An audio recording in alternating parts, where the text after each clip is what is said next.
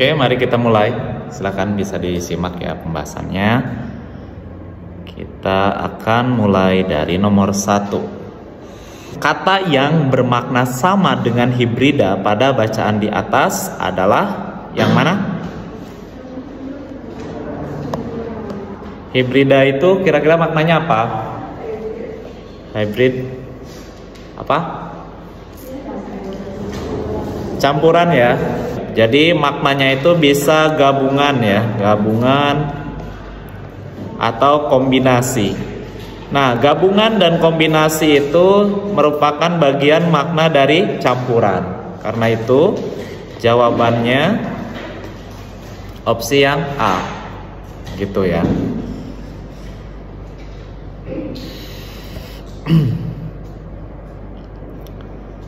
Kita akan lanjut saja ya. Kalau makna kata seperti ini yang penting kalian tahu aja. Kalau sudah tahu seperti ini kalian ingat ya. Kita lihat soalnya nomor 2. Pernyataan yang tepat mengenai hubungan antar paragraf. Oke, ini soal hubungan antar paragraf.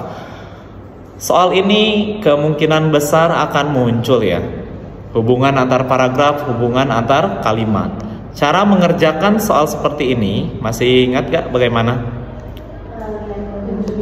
Nah, ya, tuh.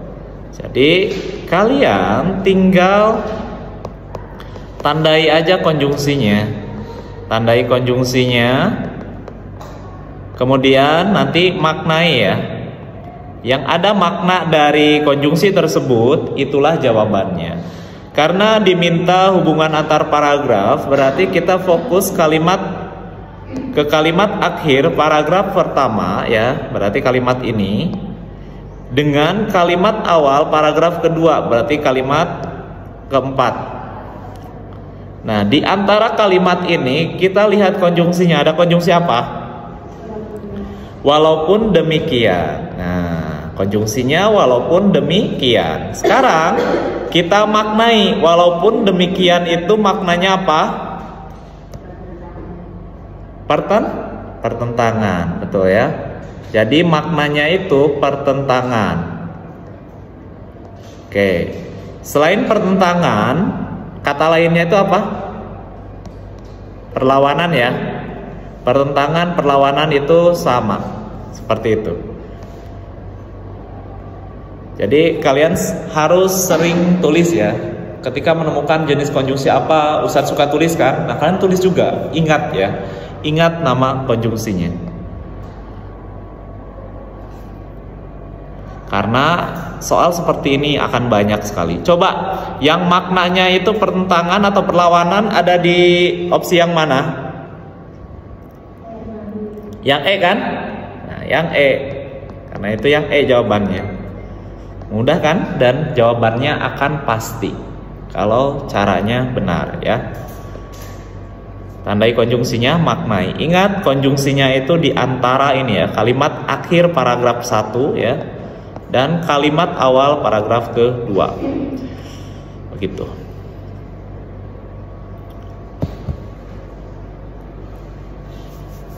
Bisa dipahami?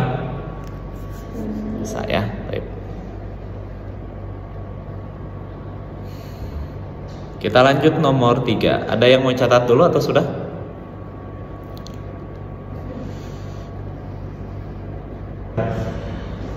Nomor 3. Pertanyaannya, kata yang mengandung makna kerangka berpikir. Ini makna kata. Jadi kalau PPU itu memang ya makna katanya itu ada beberapa. Kerangka berpikir. Istilah lainnya apa kerangka berpikir? Paradigma. Nice. Jadi paradigma itu ada di kalimat keempat ya. Nah, betul. Jadi jawabannya paradigma. Kalau dalam bahasa Inggris itu mindset ya, sama itu. Bahasa Indonesia dari mindset itu paradigma. Istilah lainnya kerangka berpikir. Disebut pola pikir juga bisa juga ya. Baik. Nomor 4. Oke. Soal ini, soal maksud penulis ya, nomor 4 itu kan yang ditanyakan maksud penulis kalimat ketiga. soal ini pasti akan muncul juga. Jadi kalian harus paham. Selain buat SNBT, sebetulnya dengan kalian tahu cara maksud penulis, secara tidak langsung kalian belajar literasi juga. Belajar memahami isi atau tujuan kalimat. Kita akan analisis, caranya itu seperti ini, atau ada yang tahu caranya bagaimana maksud penulis? Masih ingat gak? Nanti maksud itu ada dua ya. Maksud penulis dalam kalimat, nanti objeknya itu ada dua. Bisa dalam bentuk kalimat seperti soal ini, bisa dalam bentuk paragraf. Kalimat bisa juga dalam bentuk paragraf. Kalau dalam bentuk paragraf, kalian tinggal pahami atau cari gagasan utamanya ya. Cari gagasan utama. Kalau dalam bentuk kalimat, kalian tinggal pahami aja kalimatnya, pahami isinya. Pahami isi kalimat soal. Isi kalimat soalnya.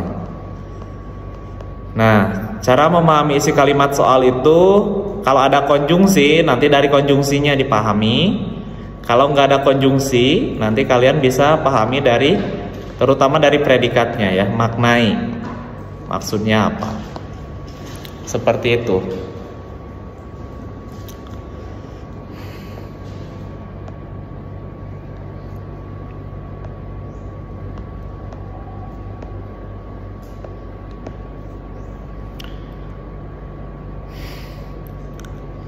Kita coba analisis kalimat ketiga ya.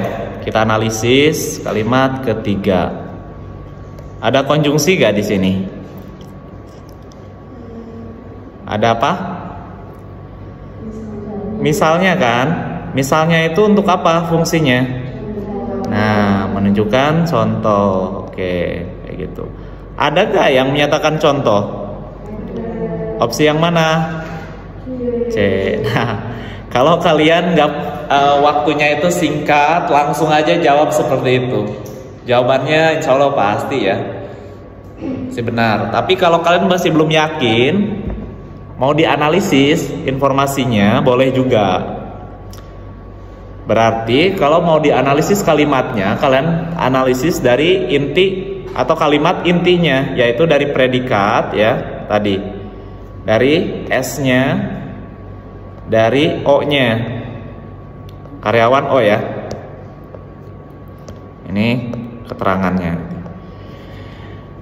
Oke, predikatnya itu membolehkan kan? Betul? Membolehkan itu, membolehkan karyawan untuk datang ke kantor itu sama dengan ini gak? Menerapkan fleksibilitas kerja gak? Sama kan? Ya gak? Kalau nggak dibolehkan, nggak fleksibel kan? Nah, kalau mau dianalisis dari isi kalimatnya begitu, tandai dari predikatnya, dari S-nya, nanti informasinya cocokkan ya. Terutama dari predikat ya, karena predikat itu menentukan maknanya apa. Begitu bisa dipahami saya. Oke. Kita mau nyatat dulu? Mau catat dulu gak? Silahkan kalau mau catat dulu boleh. Salah satu fungsi mencatat itu secara tidak langsung kalian melakukan proses ini ya, memahami dan menghafal juga. Secara tidak langsung kalian menghafal ya informasinya.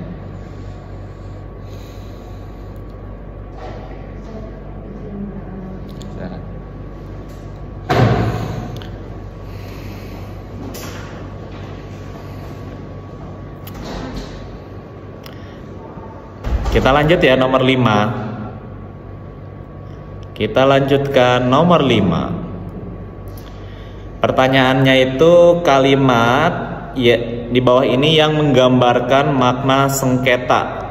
Oke. Kita diminta mencari makna sengketa yang ada di dalam kalimat ya. Sengketa itu apa maknanya?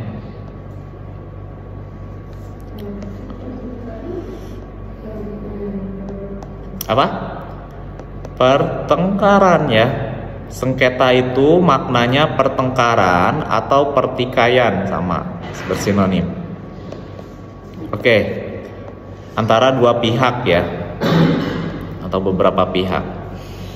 Coba yang menyatakan pertengkaran atau pertikaian di opsi yang mana? Kalian bisa lihat predikat-predikatnya ya di kalimatnya. Yang mana? Yang A ya. Nah, ada kata bertengkar. Arjuna dan Marco bertengkar. Ya, ini berarti terjadi sengketa di antara mereka ya.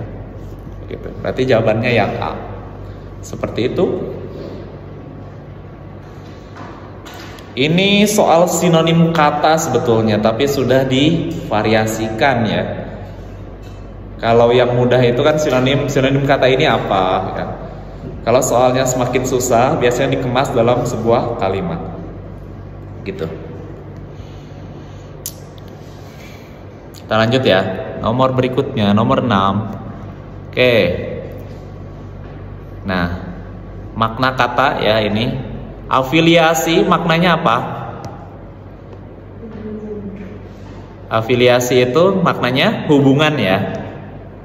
Yang belum tahu boleh diingat ya. Afiliasi itu namanya hubungan. Berarti kalau ada afiliator, sekarang itu banyak ya afiliator.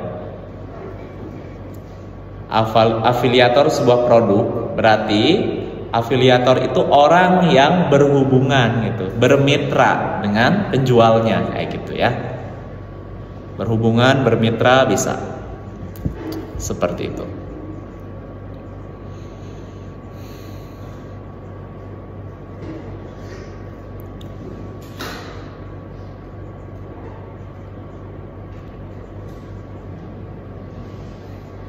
Oke, ada pertanyaan nggak sejauh ini?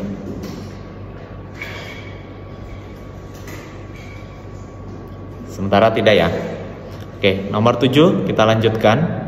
Nah, sekarang gagasan nomor 7 nih. Pertanyaan nomor 7. Gagasan utama paragraf kedua teks di atas. Oke. Menurut kalian gagasannya opsi yang mana? Atau gini, opsi yang mana? Gagasan paragraf kedua? Penelitian. Mengapa penelitian? Jawabannya? Masih ingat gak caranya nyarinya? Cari gagasan utama. Posisinya itu ada di mana aja gagasan utama itu?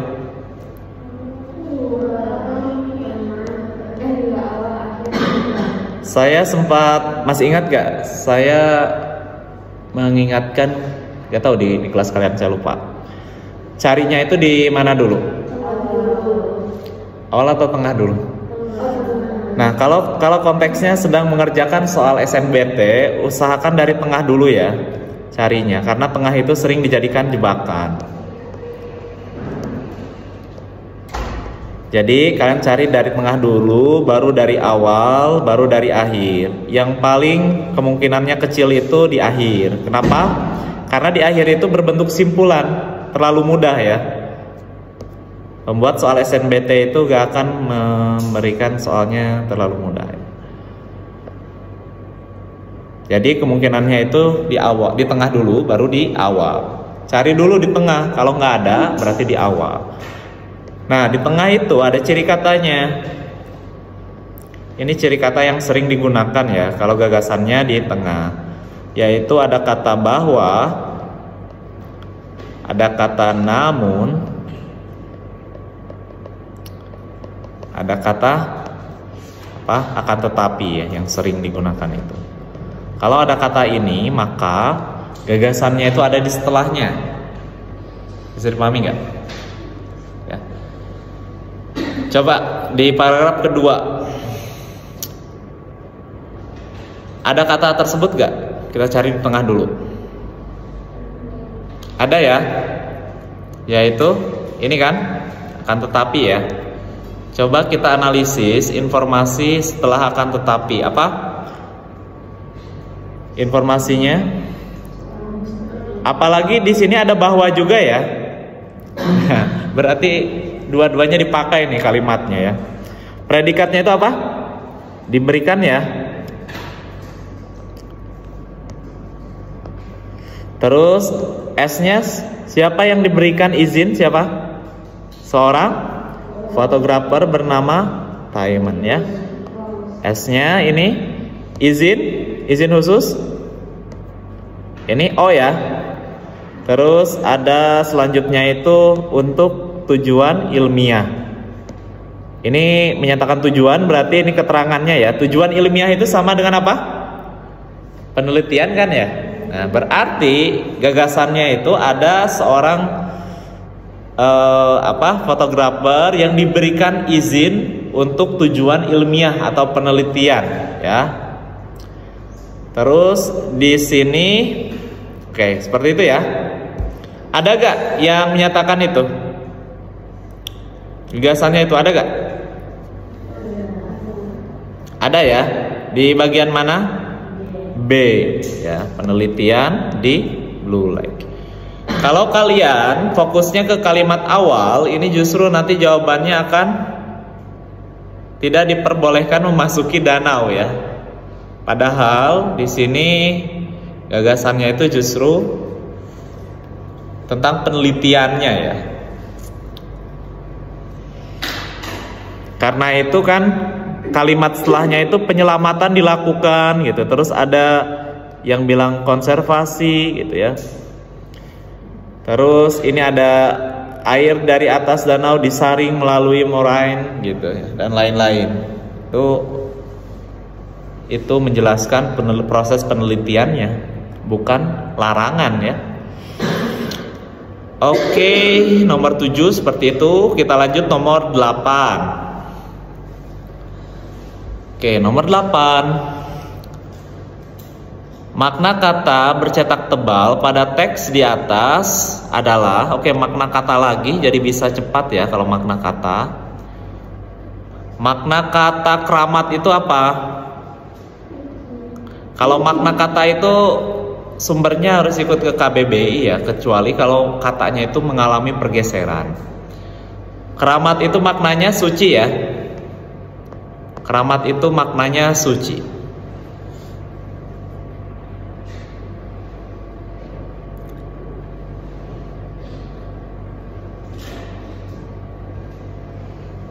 Kalau kalian nanti bingung ya maknanya apa, misalkan salah satu cara itu kalian bisa baca informasi sebelumnya. Di sini kan disebut Danau Suci kan? Danau Suci berarti tempat itu, Blue Lake itu ya ini tempat yang sakral dan keramat atau suci kayak gitu. Tetap nanti pokoknya kalau mengerjakan soal makna kata sumbernya itu harus dari KBBI tuh. Kecuali kalau katanya mengalami pergeseran makna ya, kecuali itu. Oke, nomor 9. Nomor 9 pertanyaannya itu alasan yang tepat perlu ditambahkan pada paragraf kedua ya. Kalimat di atas perlu ditambahkan pada paragraf kedua. Kalau kalian menemukan soal seperti ini, kalian tinggal apa? Apa yang harus dilakukan? Diminta mencari alasan penambahan kalimat. Tinggal pahami ya. Pertama itu pahami kalimat ini ya, kalimat soalnya ya. Jadi kalau kalian diminta alasan menambahkan sebuah kalimat, tinggal pahami aja kalimat soalnya. Cara memahami kalimat soalnya, lakukan cara yang tadi dimaksud penulis ya, yang disampaikan oleh Fahira barusan ya. Cari, bisa dari konjungsinya, bisa dari polanya gitu, bisa dari pola kalimatnya yang S, P gitu, dan unsur lainnya. Coba kita pahami dulu kalimat ini. Ada ini enggak kata konjungsi atau kata yang bermakna sama dengan konjungsi? Ada enggak? Kalau konjungsi mungkin nggak ada ya, tapi predikatnya ada ya. Predikatnya apa? Apa? Menyebabkan ya. Oke. Nah, ini menyebabkan itu kan ada konjungsi yang menyatakan menyebabkan, ada kan? Nah, nanti ini S-nya. Berarti kalian tinggal cari aja. Ada gak yang maknanya mirip dengan menyebabkan? Alasan ya. Nah, sebab alasan itu maknanya sama. Nah, dengan seperti ini lebih mudah kan cara carinya dan lebih cepat gitu. Gak ada lagi yang lain? Ada lagi yang lain gak? Ada ya. Berarti ini aja jawab. Yang D. Seperti itu. Jadi soal PPU itu waktunya hanya 15 menit. Jadi tips-tips kayak gini kalian harus tahu ya. Harus tahu. Oke. Seperti itu.